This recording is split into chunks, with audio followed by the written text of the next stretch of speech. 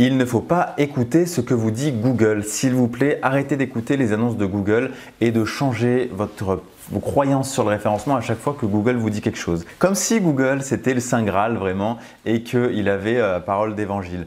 Non, pas du tout. Il faut bien comprendre une seule chose. Google, quand il fait des annonces, il cache une grande majorité des choses. Il vous dit « Ok, on va faire une mise à jour et on va plus travailler sur l'expérience utilisateur par exemple ». C'est très bien, mais derrière ça, on ne sait pas du tout ce qui se cache. Des fois, on a des petites informations sur comment il va calculer le temps de chargement ou des choses comme ça. D'accord, ça c'est très bien. Quand il y a des choses très concrètes, on peut en tenir compte. Mais il faut aussi arriver à lire entre les lignes. Je vais vous donner l'exemple d'une annonce que Google avait fait par rapport aux liens à mettre en nofollow quand on faisait des articles sponsorisés. C'est-à-dire que quand quelqu'un paye pour avoir un article sur notre site, il faut qu'on mette les liens en nofollow parce que c'est de la publicité. Ça, en fait, c'est une annonce qui peut faire peur à tous les éditeurs de sites qui vont se dire que si le lien n'est pas en nofollow, ils vont être pénalisés par Google. Or, ce n'est pas du tout le cas. On n'a jamais vu de site se faire pénaliser parce que le lien d'un article sponsorisé n'était pas en nofollow. Par contre, ce que ça veut dire, c'est que Google a du mal à repérer les liens qui sont payés par des annonceurs extérieurs et que du coup, en mettant le lien en nofollow, celui-ci ne va pas compter dans son algorithme. Donc, ça simplifie la vie de Google.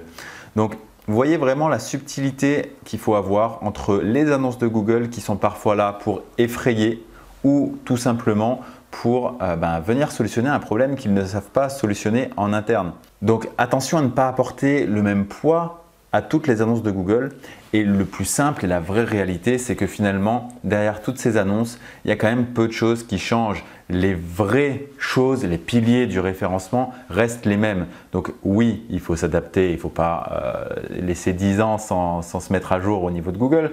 Mais attention aux annonces qu'ils font en permanence. N'allez pas tout changer parce qu'il y a une annonce qui vous fait peur.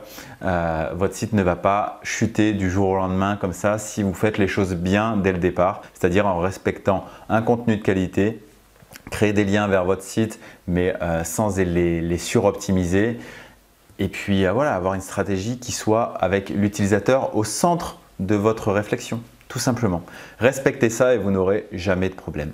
Le reste, c'est des petits ajustements que vous pourrez faire effectivement, mais ce ne sera pas le cœur de la réussite de votre projet. Donc concentrez-vous vraiment sur ce qui est important. Si vous avez aimé cette vidéo, mettez un like. Abonnez-vous à la chaîne pour être tenu au courant des prochaines vidéos. Il y en a une nouvelle qui sort tous les mardis à 11 h sur la chaîne YouTube. Et puis, vous pouvez également rejoindre mon canal Telegram sur lequel je vous parle un petit peu des coulisses de mon activité. Le lien est dans la description. À très bientôt.